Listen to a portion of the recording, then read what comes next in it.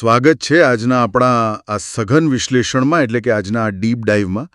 આજે આપણે એક એવા વિષય પર વાત કરવાના છીએ જે જો આમ તો ઇતિહાસનો હિસ્સો છે પણ અત્યારે બહુ જ ચર્ચામાં છે. સાચી વાત છે. અત્યારે આ વિષયે ખાસું એવું રાજકીય સ્વરૂપ પણ લઈ લીધું છે. બિલકુલ. આપણે વાત કરી રહ્યા છીએ 1948ની સાલની. આઝાદી હમણાં જ મળી હતી અને દેશનું ભવિષ્ય નક્કી કરવા માટે ભારતનું બંધારણ ઘડવાની તૈયારીઓ ચાલી રહી હતી. બંધારણનો મુસદ્દો એટલે કે ડ્રાફ્ટ તૈયાર કરવા માટે 7 સભ્યોની એક અત્યંત મહત્વપૂર્ણ કમિટી બનાવવામાં આવી હતી. હા, 7 સભ્યો. અને આમ જુઓ તો દુનિયાનું આટલું મોટું બંધારણ લખવાનું હોય તો આખી એક મોટી ટીમની જરૂર પડે જ. બરાબર. પણ તમને જાણીને આશ્ચર્ય થશે કે આ ઐતિહાસિક દસ્તાવેજ હકીકતમાં કોઈ એક મોટી ટીમે નહીં પણ એક જ વ્યક્તિએ પોતાની કથળતી જતી તબિયત વચ્ચે રાતો જાગીને તૈયાર કર્યો હતો. હા, અને આ એક એવી હકીકત છે જે ધીમે ધીમે ઇતિહાસના પાનાઓમાં ક્યાંક દબાઈ રહી છે અથવા તો તેને દબાવવાનો પ્રયાસ થઈ રહ્યો છે. અરે, એકદમ સાચું. અને એટલે જ આજે આપણે આ વિષયના ઊંડાણમાં ઉતરવાના છીએ. છેલ્લા કેટલાક સમયથી એક મોટો વિવાદ ઊભો કરવામાં આવ્યો છે કે ભારતના બંધારણના સાચા ઘડવૈયા ખરેખર કોણ છે? ડૉક્ટર બી.આર. આંબેડકર કે પછી બંધારણીય સલાહકાર બી.એન. રાવ? આ જ તો મુખ્ય સવાલ છે આજનો. હા, અને આજના આપણા આ સઘન વિશ્લેષણ માટે આપણે અમુક બહુ જ આધારભૂત સ્ત્રોતોનો ઉપયોગ કર્યો છે, જેમાં નવભારત ટાઈમ્સનો એક વિગતવાર લેખ છે, ફોરવર્ડ પ્રેસમાં છપાયેલો લેખક કવલ ભારતીનો આર્ટિકલ છે અને સાથે જ ન્યૂઝ તક પર રામ પુનિયાનીના યુટ્યુબ ઇન્ટરવ્યૂની માહિતીનો પણ આધાર લીધો છે. એટલે કે આપણી પાસે આજે ઇતિહાસ અને વર્તમાન બંનેના પૂરતા સંદર્ભો છે. બિલકુલ. તો ઠીક છે, ચાલો આને વિસ્તારથી સમજીએ. આપણો આજનો હેતુ એ જાણવાનો છે કે આ બંધારણ લખવાની ખરેખર પ્રક્રિયા શું હતી, તેમાં ડૉક્ટર આંબેડકરની ભૂમિકા શું હતી અને આજે અચાનક બી.એન. રાવનું નામ કેમ આટલું ઉછાળવામાં આવી રહ્યું છે. જો આપણે આને વ્યાપક સંદર્ભમાં જોઈએ તો આખી વાત માત્ર કલમો અને કાયદાઓ કાગળ પર લખવા પૂરતી સીમિત નથી. આ એક બહુ મોટી સામાજિક અને રાજકીય પ્રક્રિયા હતી. રામ પુનિયાની તેમના ઇન્ટરવ્યૂમાં એક બહુ જ રસપ્રદ બેકગ્રાઉન્ડ આપે છે.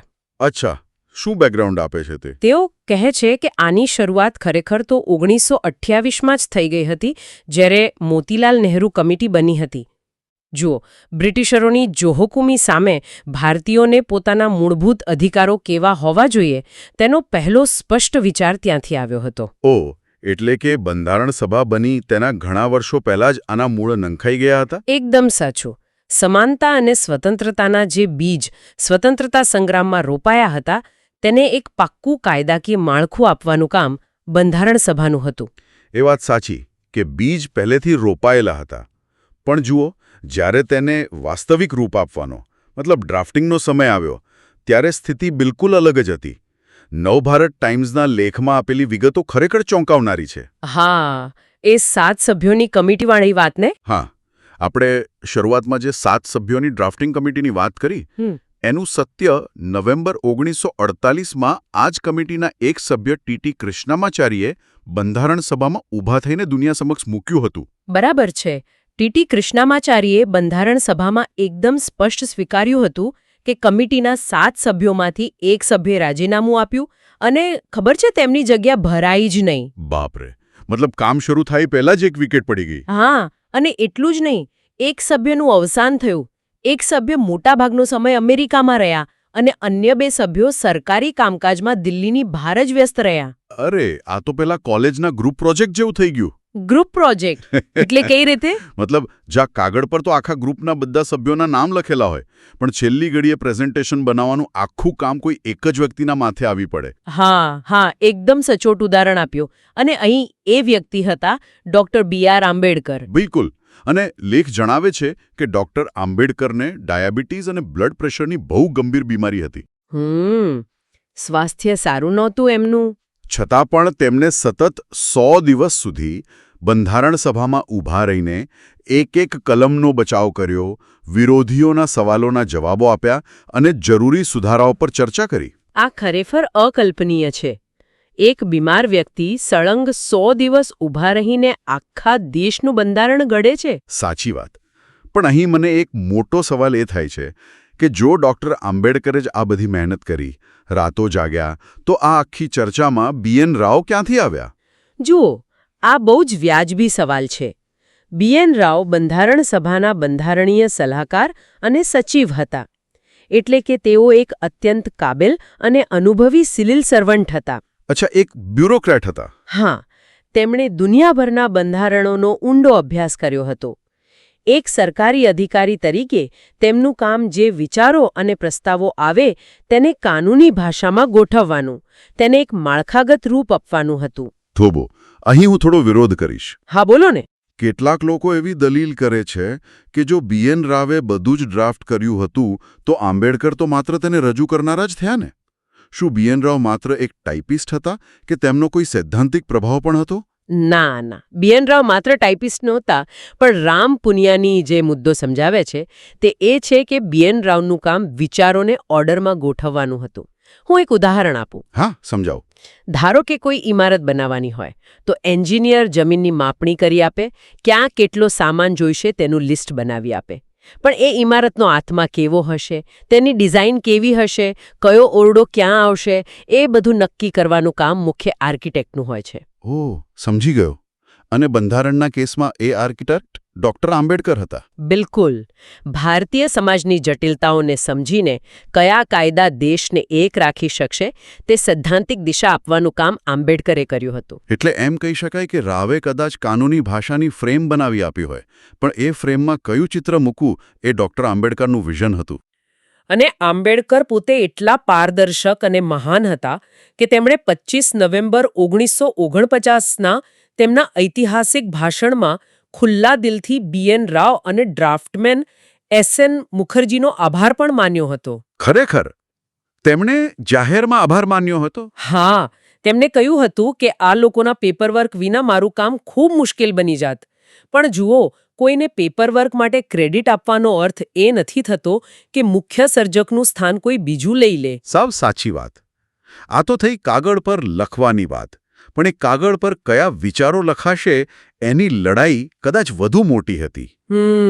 બૌદ્ધિક અને સામાજિક લડાઈ. હા, કારણ કે જ્યારે તમે કોઈ દેશનું બંધારણ લખો છો ત્યારે તમે માત્ર ભવિષ્ય માટે જ નિયમો નથી બનાવતા, તમારે ભૂતકાળની રૂઢિઓ સાથે પણ લડવું પડે છે. ફોરવર્ડ પ્રેસનો કવલ ભારતીનો લેખ આ વૈચારિક યુદ્ધ વિશે ઘણી રસપ્રદ માહિતી આપે છે. હા, એ લેખમાં પ્રાચીન કાયદાઓ વિશે બહુ સ્પષ્ટ વાત કરી છે. બિલકુલ.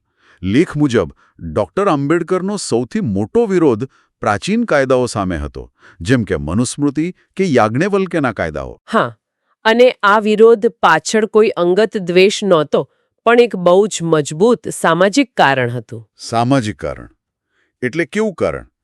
આંબેડકર સમજાવતા હતા કે પ્રાચીન કાયદાઓની સૌથી મોટી સમસ્યા એ હતી કે તેને દૈવી એટલે કે ભગવાન દ્વારા બનાવેલા માની લેવામાં આવ્યા હતા. અને જ્યારે કોઈ વસ્તુને ભગવાનનું નામ આપી દેવાય પછી તો એમાં કોઈ સવાલ જ ન ઉઠાવી શકે.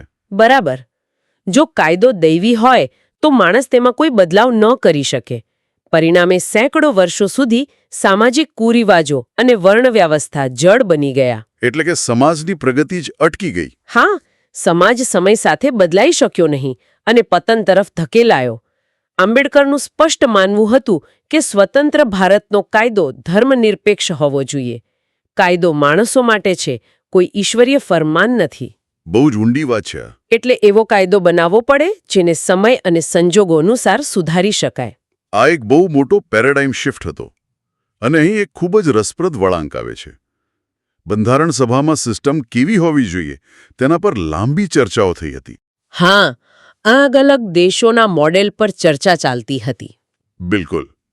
ઘણા સભ્યોની માંગ હતી કે ભારતમાં અમેરિકા જેવી પ્રમુખશાહી એટલે કે પ્રેસિડેન્શિયલ સિસ્ટમ હોવી જોઈએ, જ્યાં રાષ્ટ્રપતિ પાસે સીધી અને સર્વોચ્ચ સત્તા હોય. છતાં ડૉક્ટર આંબેડકરે એ વાત નકારી કાઢી અને સંસદીય લોકશાહી એટલે કે પાર્લામેન્ટરી સિસ્ટમ પર ભાર મૂક્યો.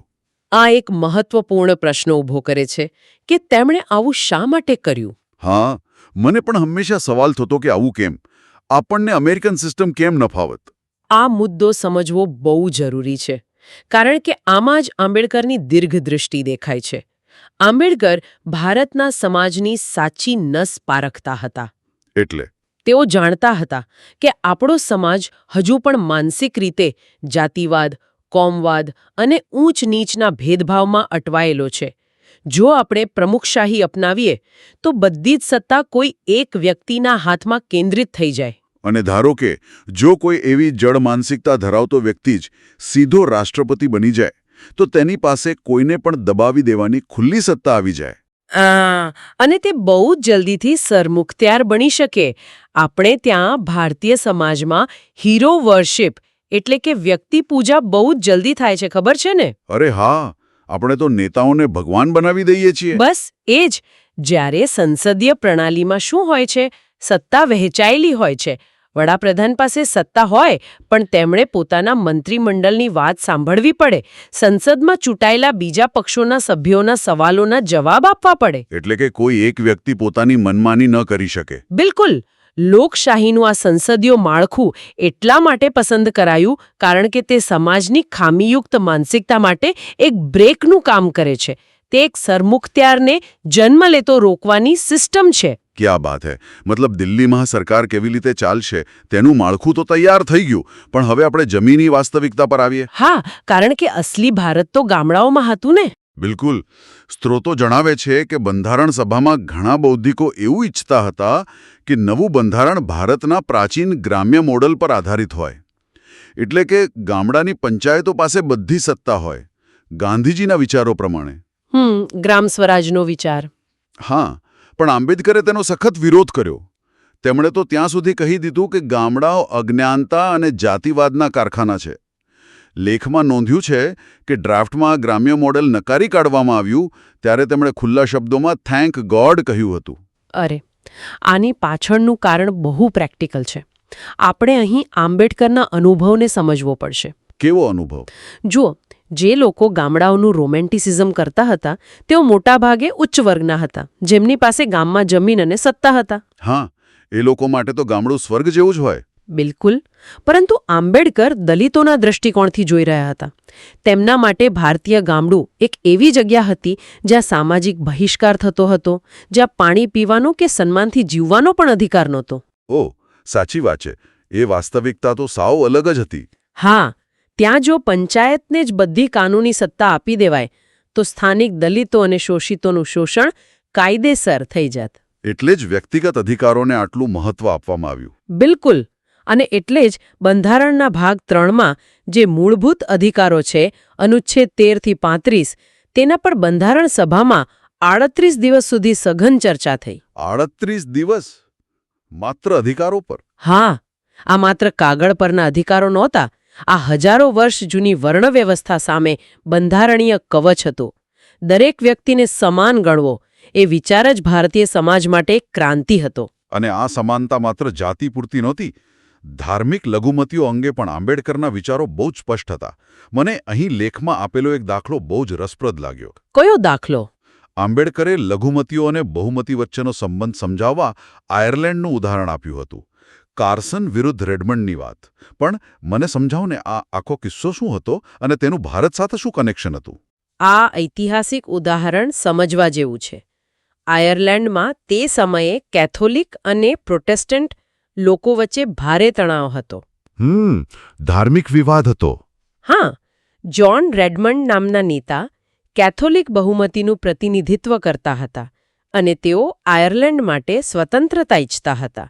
પણ ઉત્તરના ભાગમાં પ્રોટેસ્ટન્ટ લોકો લઘુમતીમાં હતા અને તેમના નેતા હતા એડવર્ડ કાર્સન. અચ્છા, તો કાર્સનનો વિરોધ શું હતો? કાર્સનને ડર હતો કે જો આયર્લેન્ડ સ્વતંત્ર થશે તો કેથોલિક બહુમતી પ્રોટેસ્ટન્ટ્સ પર અત્યાચાર કરશે. ઓહો, અને આ ડરને કારણે કાર્સને બળવો કર્યો તો ખરું ને? હા, કાર્સને એટલો ઉગ્ર વિરોધ કર્યો અને હથિયારો ઉઠાવ્યા કે આખરે આયર્લેન્ડના ભાગલા પાડવા પડ્યા અને નર્ધન આયર્લેન્ડ અલગ થઈ ગયું. બાપરે, મતલબ દેશ તૂટી ગયો? બિલકુલ. આંબેડકરે બંધારણ સભામાં ભારતીય બહુમતી વર્ગને ચેતવણી આપતા આ જ કિસ્સો કયો હતો. તેમણે શું ચેતવણી આપી? તેમણે સમજાવ્યું કે જો હિન્દુ બહુમતી સમાજ લઘુમતી સમાજને સુરક્ષાનો અને સમાનતાનો અહેસાસ નહીં કરાવે, જો બહુમતી વર્ગ પોતાની જીદ પર અડગ રહેશે, તો ભારતમાં પણ નવા કાર્સન પેદા થશે અને દેશ તૂટી જશે. એટલે કે રાજકીય બહુમતી હોવી અને સામાજિક રીતે સમજદાર હોવું એ બે સાવ અલગ વસ્તુઓ છે. બિલકુલ અલગ. રાજકીય બહુમતી તો દર 5 વર્ષે બદલાઈ શકે, પણ સામાજિક બહુમતી કાયમી હોય છે. એટલે સામાજિક બહુમતીની જવાબદારી છે કે લઘુમતીઓને સાથે લઈને ચાલે. આ જ તો લોકશાહીની સાચી ભાવના છે. અને જુઓ, આ ભાવનામાં મહિલાઓને પણ બહુ શરૂઆતથી જ સામેલ કરવામાં આવી હતી. હા, મહિલાઓનું યોગદાન પણ બહુ મહત્વનું છે. ન્યૂઝ તકના ઇન્ટરવ્યૂમાં રામ પુનિયાની ઉલ્લેખ કરે છે કે બંધારણ સભામાં હંસા જીવરાજ મહેતા, દક્ષાયણી વેલાયુધન, સરોજિની નાયડુ સહિત 15 મહિલાઓ સામેલ હતી. 15 મહિલાઓ! એ સમયના હિસાબે આ બહુ મોટી વાત છે. એકદમ. પશ્ચિમના ઘણા વિકસિત દેશો જે પોતાની જાતને બહુ આધુનિક માનતા હતા, તેમના કરતાં પણ પહેલા ભારતના બંધારણે સ્ત્રીઓને સમાન મતાધિકાર આપ્યો. એ આપણી બહુ મોટી સિદ્ધિ છે. પણ જો આ બધું સાંભળીને મને એક બીજો વિચાર આવે છે.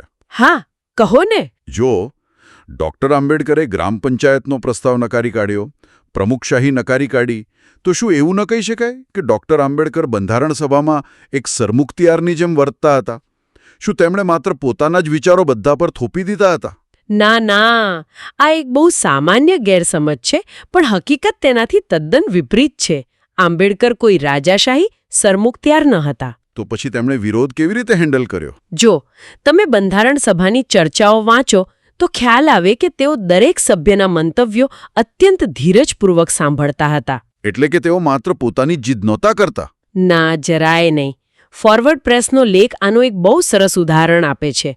તે સમયે કેટલાક સમાજવાદી સભ્યો બંધારણ સભામાં એવી માંગ કરી રહ્યા હતા કે દેશની બધી જ જમીન અને સંપત્તિનું સંપૂર્ણ રાષ્ટ્રીયકરણ કરી દેવું જોઈએ. મતલબ કોઈ ખાનગી સંપત્તિ ન હોવી જોઈએ? બરાબર. હવે રસપ્રદ વાત એ છે કે આંબેડકર વ્યક્તિગત રીતે સમાજવાદ તરફ ઝુકાવ ધરાવતા હતા, છતાં આ પ્રસ્તાવ સ્વીકારાયો નહીં. અરે કેમ? જો એમને પોતાને એ ગમતું હતું તો એમણે પાસ કરાવી દેવું જોઈએ ને? કારણ કે બંધારણ સભામાં મોટાભાગના સભ્યો તેના પક્ષમાં નહોતા. આંબેડકરે સ્પષ્ટ કહ્યું હતું કે આ બંધારણ માત્ર મારા એકલાના વિચારો નથી, પણ પૂરી સભાની સહેમતીનો નિચોડ છે. વાહ! તેમણે એક લોકતાંત્રિક પ્રક્રિયાનું સંપૂર્ણ સન્માન કર્યું કહેવાય. સાચી વાત. તેમણે બધાના વિચારોને સાંભળ્યા અને પછી તેને કાયદાકીય રૂપમાં એ રીતે ઢાળ્યા જેથી કોઈ એક વર્ગને નુકસાન ન થાય. બરાબર છે. હવે આપણે આજના સમય પર આવીએ. હા, આજનો રાજકીય માહોલ. આ બધી ચર્ચા પછી એ તો બિલકુલ સ્પષ્ટ છે કે ડૉક્ટર આંબેડકરે જ આ પૂરા બંધારણીય યજ્ઞનું નેતૃત્વ કર્યું હતું. તો પછી આજે અચાનક આટલા વર્ષો પછી BN રાવને આગળ ધરીને આ વિવાદ કેમ ઊભો કરવામાં આવ્યો છે? અહીં આકર્ષક બાબત એ છે કે આ માત્ર ઇતિહાસની ચર્ચા નથી, આ આજની રાજનીતિ છે. હા, સ્ત્રોતોમાં આપેલા રાજકીય વિશ્લેષણ મુજબ ડાબેરી અને જમણેરી વિચારધારાઓ બંધારણને પોતપોતાના દૃષ્ટિકોણથી જુએ છે. બિલકુલ. અને ન્યૂઝ તકના ઇન્ટરવ્યૂમાં રામ પુનિયાની દાવો કરે છે કે જમણેરી સંગઠનો જેમ કે RSS સામે એક મોટી રાજકીય મજબૂરી છે. કેવી મજબૂરી? જુઓ, આજે દેશના દલિતો, શોષિતો અને સામાન્ય જનતા માટે ડૉક્ટર આંબેડકર અત્યંત લોકપ્રિય નેતા છે. એટલે કોઈ પણ પક્ષ સીધી રીતે તેમનો ખુલ્લો વિરોધ કરી શકે તેમ નથી. આ જ રાજકારણની જટિલતા છે. હા, સ્ત્રોતોના વિશ્લેષણ મુજબ એક તરફ આંબેડકરની લોકપ્રિયતા છે અને બીજી તરફ આંબેડકરના જે મૂળભૂત મૂલ્યો છે એટલે કે સમાનતા અને ધર્મનિરપેક્ષતા તે કેટલીક વિચારધારાઓને માફક નથી આવતા. એટલે જો તમે સામે ચાલીને સીધો હુમલો ન કરી શકો તો તમે ધીમી રણનીતિ અપનાવો છો એમને? બરાબર. રામ પુનિયાની બહુ સચોટ રીતે સમજાવે છે કે BN રાવનું નામ અચાનક ચર્ચામાં લાવવું એ કોઈ ઐતિહાસિક ભૂલ સુધારવાનો પ્રયાસ નથી. સ્ત્રોતો તેને આંબેડકરના ઐતિહાસિક પ્રભાવને ધીમે ધીમે ઓછો કરવાની એક રણનીતિ માને છે. આ બહુ રસપ્રદ એનાલોજી છે.